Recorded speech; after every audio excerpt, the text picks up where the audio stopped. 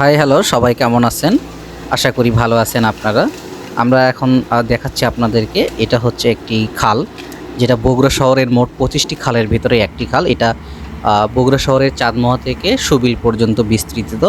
তো এই খালটির মানুষ সম্পূর্ণটা প্রায় দখলে নিয়েছিল, যেখানে সরকারি জায়গা ছিল 75 থেকে 80 ফিটের মতো। পানি উন্নয়ন বোর্ড কর্তৃক বগুড়া শহরের 25টি খালের ভিতরে 10টি খাল খননের প্রকল্প হাতে নেয়, যেখানে বরাদ্দ ছিল 17,24,00,000 টাকা।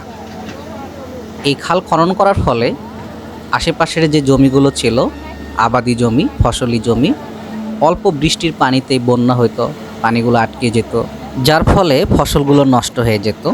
সেক্ষেত্রে পানি উন্নয়ন বোর্ড সিদ্ধান্ত নেয়, যদি একটি গভীরভাবে খালটা খনন করা যায়, সেক্ষেত্রে হয়তো পানি দ্রুত গতিতে নেমে যাবে, যার ফলে ফসল ক্ষতি থেকে রক্ষা পাবে। সেই ধারাবাহিকতায় খালটি খনন করা। যে খালটি খনন করা হচ্ছিল, সেই খালের পাশে যে পুকুরটি রয়েছিল, পুকুরের পদ্ম ফুল খুব ভালো লাগতেছিল দেখতে। খালটি খনন করার পর আকাশের অবস্থা আর চারিপাশের অবস্থাটা দেখতে খুব মনোমুগ্ধকর লাগতেছে। আকাশে হালকা হালকা বৃষ্টি হচ্ছিল, যার কারণে ক্যামেরায় ক্লিয়ার আসতেছিল না ভিডিওগুলো।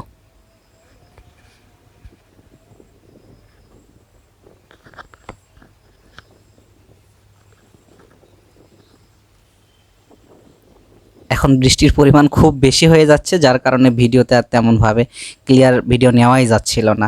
এখন দেখেন বেশ কিছুদিন পর আবার ঠিক আগের অবস্থায় পাড়গুলো ভেঙে যাচ্ছিল, রক্ষণাবেক্ষণের অভাব। অনেক টাকা ব্যয় করে খালটা খনন করা হলেও খালের উপকারিতা খুব বেশি দিন পাওয়া যাবে বলে মনে হচ্ছে না।